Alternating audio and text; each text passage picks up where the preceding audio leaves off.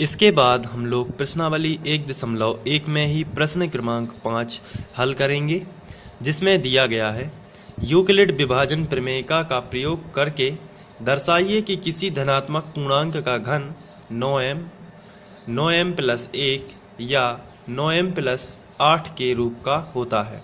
तो इसको हमें सॉल्व करना है। तो सबसे पहले तो हमें धनात्मक पूर्णांक दिया गया है और धनात्मक पूर्णांक का घन हमें घन करके सॉल्व करना है। तो मान लेते हैं कि धनात्मक पूर्णांक a है।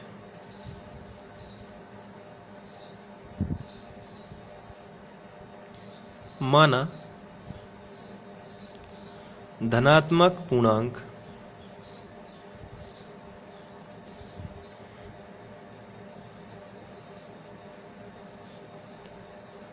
a है, तो जब यदि धनात्मक पूर्णांक a है तो हम a में किसी संख्या से भाग देंगे। ये 9m प्लस 8 और 9m प्लस 1 लिखा हुआ है, लेकिन घन है, तो ये कॉमन जो हमें निकालना है, यहाँ से पता चलता है कि हमें कॉमन क्या निकालना है। यहाँ पर हमें 9 9 और 9 तीनों जगह है, इसलिए हमें 9, लेकिन क्वेश्चन हमें 3 से ही करना है। तो हमें भाग किससे देना है? 3 से। जब हम 3 से भाग देंगे तो कोई भागफल आएगा q और कोई शेषफल आएगा r। तो इसमें अगर हम यूक्लिड विभाजन प्रमेय का लगाएं तो किस तरीके से लगेगी? तो सबसे पहले तो हम लिखेंगे, माना धनात्मक पूर्णांक a है, तब यूक्लिड विभाजन प्रमेय से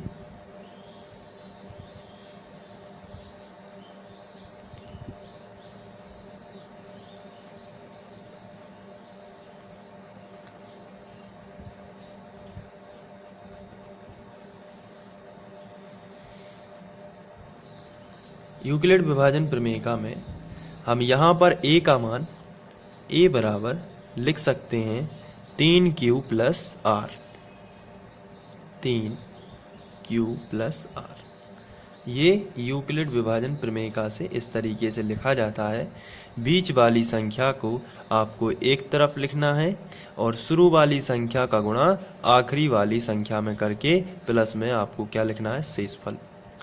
अब r का मान क्या क्या हो सकता है?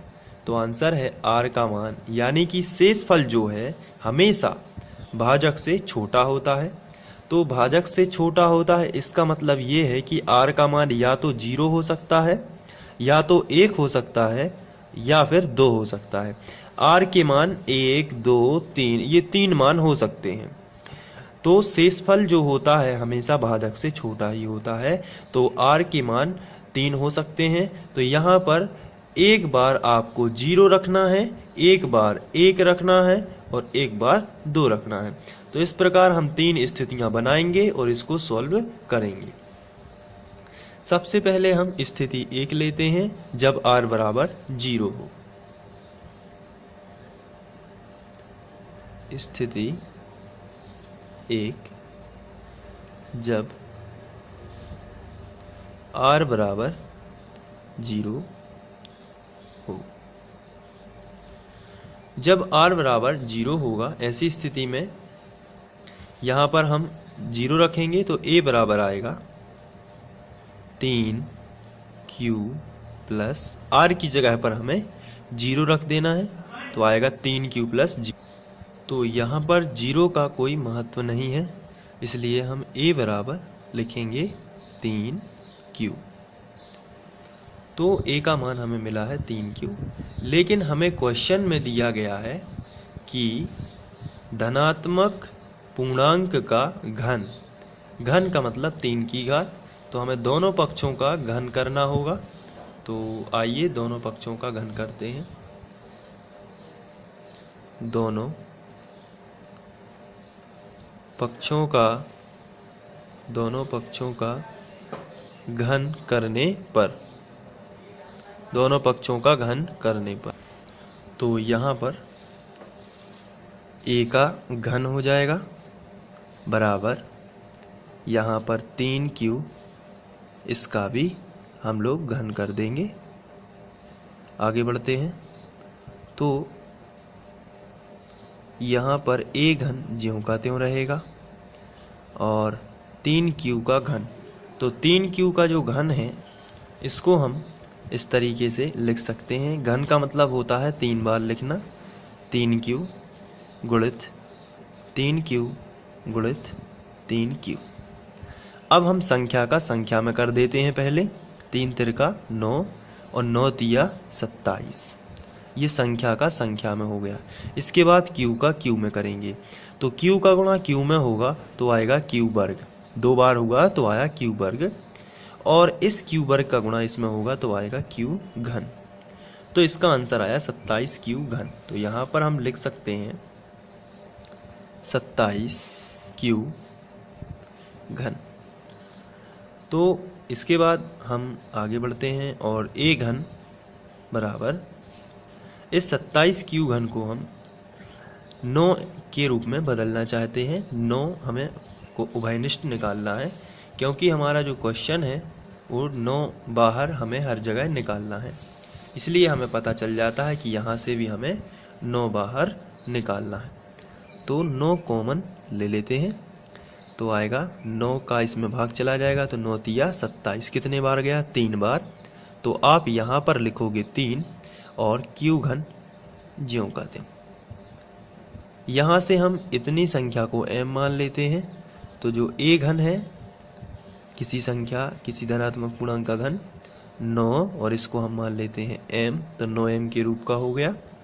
आप यहाँ लिख सकते हो जहाँ m बराबर 3q घन, ये हमने m की जगह पर लिखा है 3q घन। अब इसके बाद ये तो थी स्थिति 1। अब हम लोग स्थिति 2 की बात करेंगे। स्थिति 2 में जब r बराबर, अभी हम लोगों ने r बराबर 0 लिया था, अब लिखेंगे जब r बराबर 1 हो, तो जब r बराबर 1 होता है तो ऐसी स्थिति में a का मान जो होगा, यूक्लिड विभाजन प्रमेय का जो हम लोगों ने लगाई हुई थी, वहाँ a का मान होगा 3q प्लस 1। ये हो जाएगा हमारा a का मान। अब चूंकि हमें दोनों पक्षों का घन करना है, हमारे क्वेश्चन में भी लिखा हुआ है कि धनात्मक पूर्णांक का घन करना है, तो हम लिखेंगे दोनों पक्षों का घन करने पर, दोनों पक्षों का घन, यहाँ पर हम दोनों पक्षों का घन कर देते हैं तो a का भी हो जाएगा घन और 3q प्लस 1 इसका भी घन हो जाएगा। ये रहेगा a घन। यहाँ लगेगी सर्वसमीका, और मैं आपको सर्वसमीका बता देता हूँ। सर्वसमीका होती है a धन b का होल घन बराबर a घन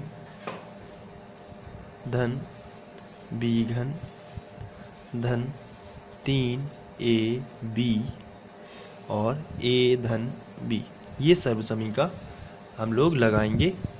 तो यहाँ पर यदि आप देख रहे हो a का मान है 3q और b का मान 1 है, तो यहाँ पर a घन लिखा है, इसलिए हम लोग यहाँ पर a घन का मीनिंग होता है 3q का घन, तो 3q का घन लिखेंगे। इसके बाद प्लस लगा है तो प्लस लगा देंगे, और b का मान है 1 का घन, तो 1 का घन 1 ही आएगा। प्लस लगा है तो फिर से प्लस, और इसके बाद 3ab, 3a का मान कितना है 3q, तो 3 इंटू 3q 3a और b इन का मतलब 1। फिर इसके बाद ब्रैकेट लगा है तो ब्रैकेट लगा देंगे a प्लस b, a का मान 3q प्लस b का मान 1 है, तो यहाँ पर हम 1 रख देंगे और ब्रैकेट को कर देंगे बंद। आगे बढ़ते हैं। a घन बराबर 3q का घन तो अभी हम लोगों ने इस पर चर्चा की थी, 3 क्यू का घन 27 क्यू घन आता है। तो यहाँ पर हम लिखेंगे 27 क्यू घन प्लस 1 प्लस यहाँ पर हम गुणा कर लेते हैं, तो 3 तिरका 9 क्यू एकम 9 क्यू और अंदर रहेगा 3 क्यू प्लस 1। अब यहाँ पर हम ए घन लिखेंगे पहले ज्यों का त्यों।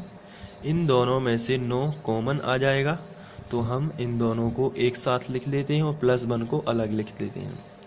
तो 27 क्यू घन प्लस, अब यहाँ से 1 को छोड़ने के बाद हम यहाँ पर लिखेंगे 9 क्यू और ब्रैकेट में आएगा 3 क्यू प्लस 1, और इस जो +1 है इसको हम इस तरफ कर देते हैं। इसके बाद हम यहाँ पर q का गुणा भी कर सकते हैं आगे चल के, या अभी 9 उभयनिष्ठ ले सकते हैं।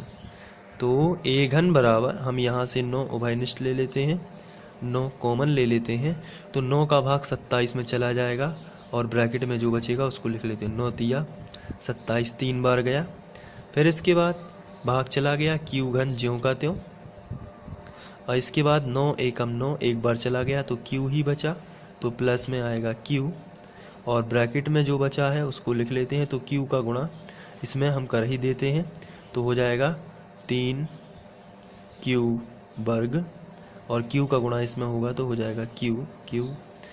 अब यहाँ पर ब्रैकेट और ये +1।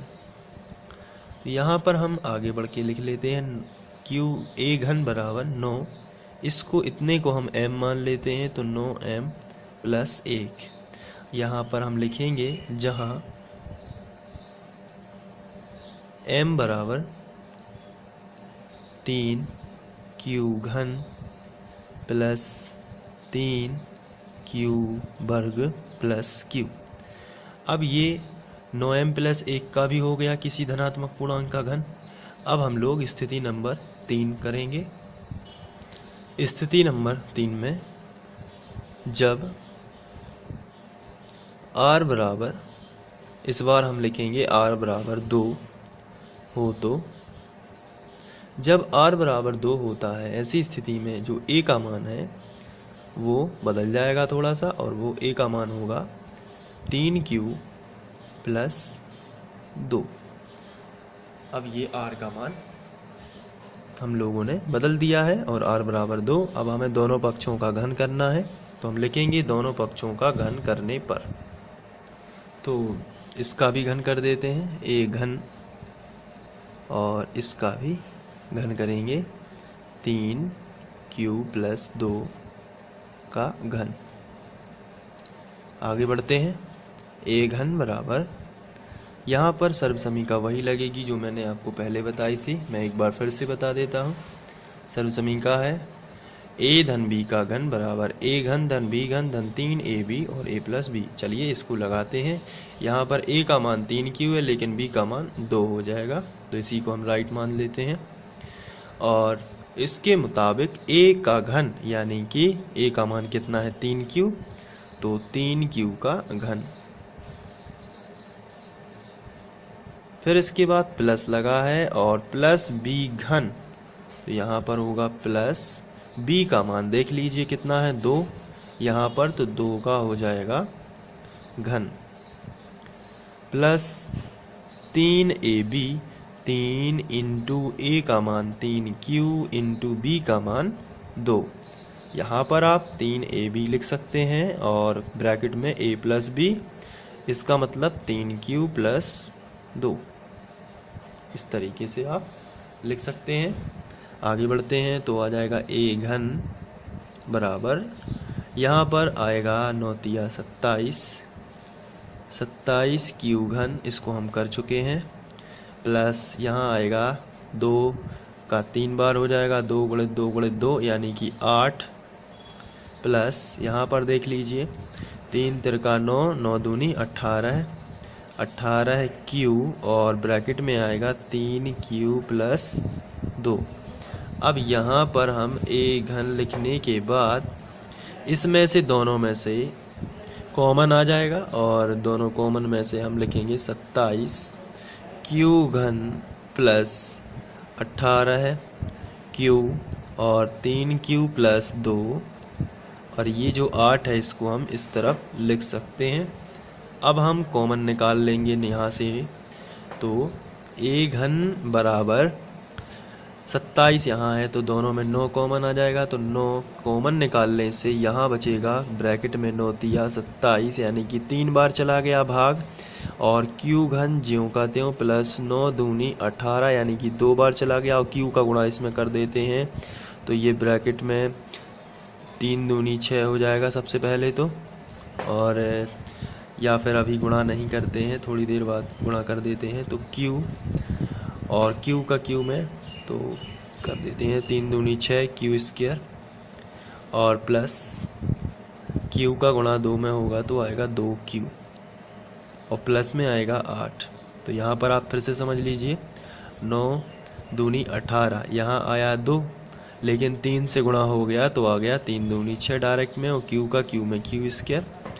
अब यहाँ पर 2q है पहले से ही तो 2q का 2 में होगा तो आ जाएगा 4q 2 दूनी 4q और प्लस 8। अब यहाँ से ठीक है सवाल, तो a घन बराबर इसको हम 9 लिखते हैं, इसको हम m मान लेते हैं पूरे को, तो आएगा 9m प्लस 8, जहाँ हम लोग m का बता देते हैं कि कितना है m का मान, तो जहाँ m बराबर 3q घन plus 6q square plus 4q, ये m का मान आ जाएगा।